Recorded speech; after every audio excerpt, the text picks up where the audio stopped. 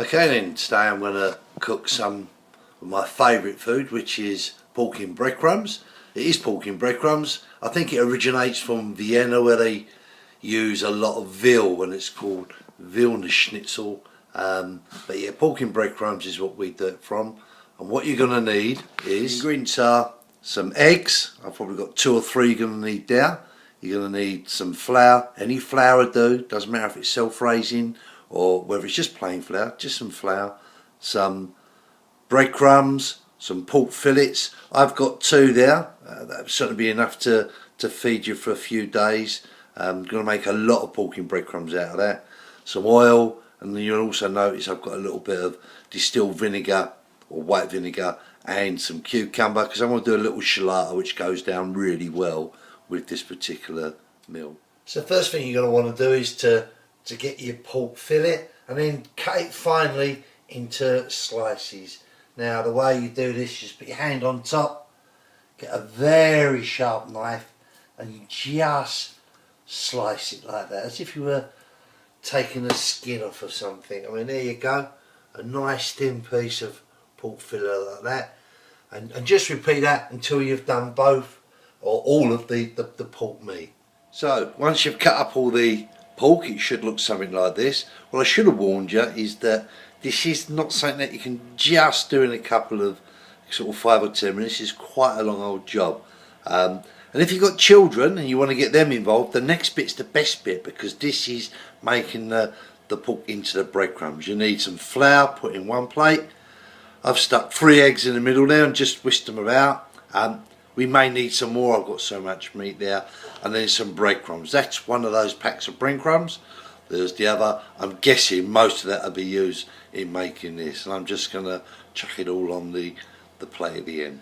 So here we go, this is what we do. Take a little bit of the meat, stick it in the flour. As a word of warning, you will get your hands all mangled up on this thing.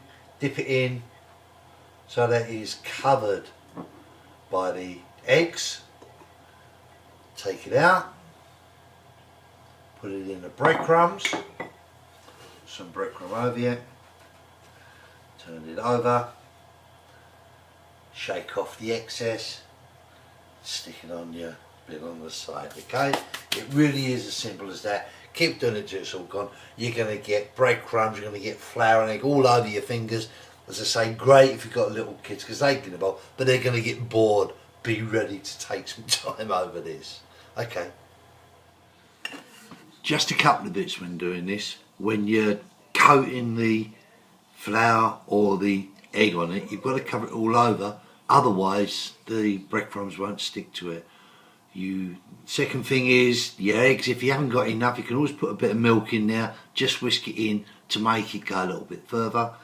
And then finally, if you run out of breadcrumbs, you can mix in there some sage and onion stuffing or anything else, because that too will stick to the outside and just give it a different flavour and texture. You can also put in some paprika and bits if you want.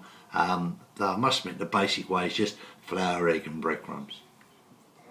Right, now that's all finished, just to let you know, I got through half a dozen eggs, both the breadcrumbs and just that 1 tray of flour, and it has produced this amount of pork in breadcrumbs.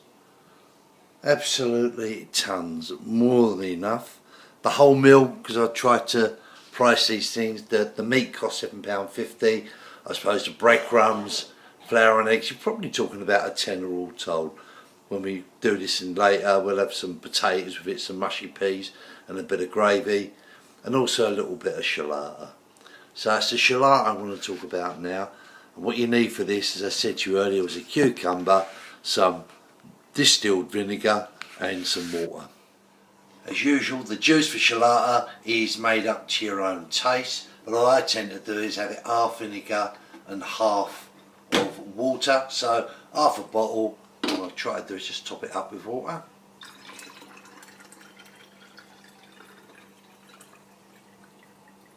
And for me, that is the perfect mixture. So I just tip this into a bowl, and to this I'm going to add 2 tablespoons of sugar, and that'll just get rid of some of the sourness or sharpness from the vinegar. So, here we go. Put that down. Sugar out. There's one. There's two. And I suppose you're going to experiment to decide how much you actually want to sweeten it up or not sweeten it up or keep it sharp. Totally down to you. For me, that's pretty much the perfect mixture that we enjoy. Okay, so whilst that's dissolving, you need to get your cucumber, and then you need to slice this very finely. I tend to find our potato peeler does a job fabulously. Again, works for us. If you've got a sharp knife and you've got a steady hand, cut it really fine. But first thing you do, remove the skin. Some people think it's toxic. I think that's absolute rubbish. But there we go. I get rid of it anyway.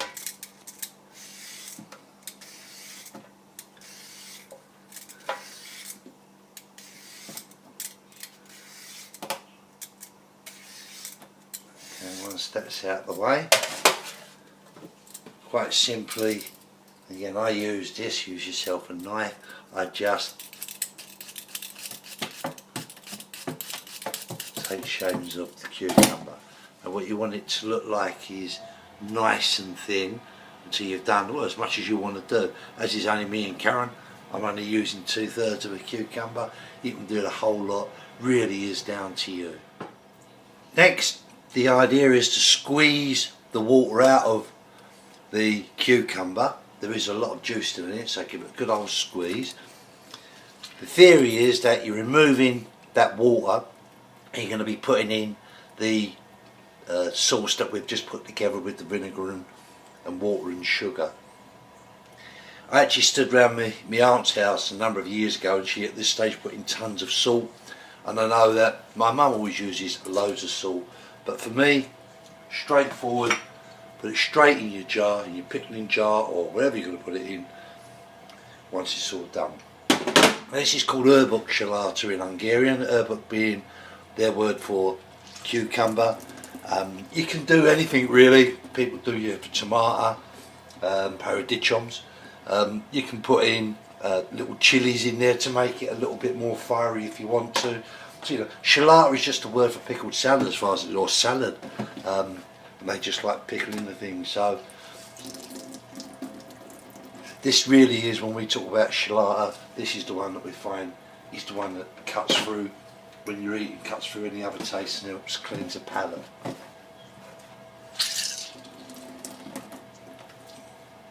So once all that cucumber's been done, pour in the water and vinegar solution that we mixed earlier.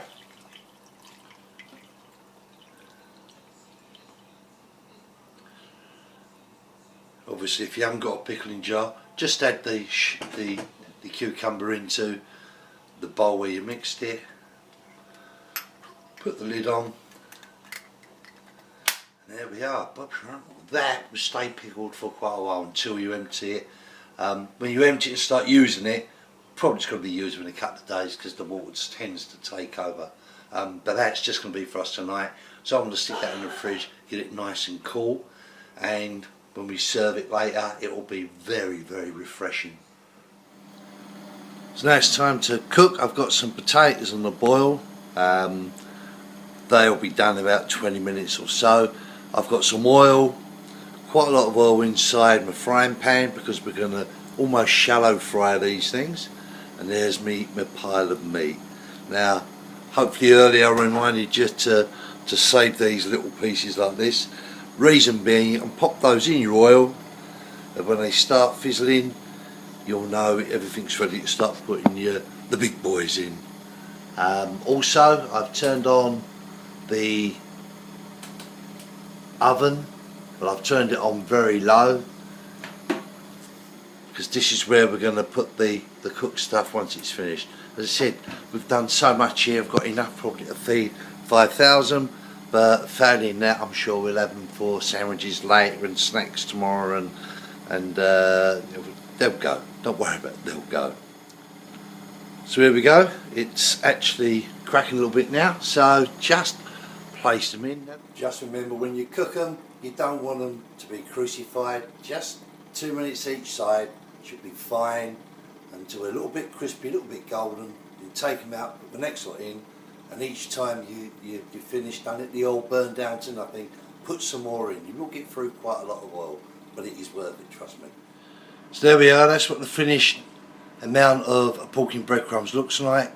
Very nice and very crispy. There you go, with a little bit of potato, peas and some shalata and a drop of gravy will make a fine meal for anyone. Enjoy. Cheers then.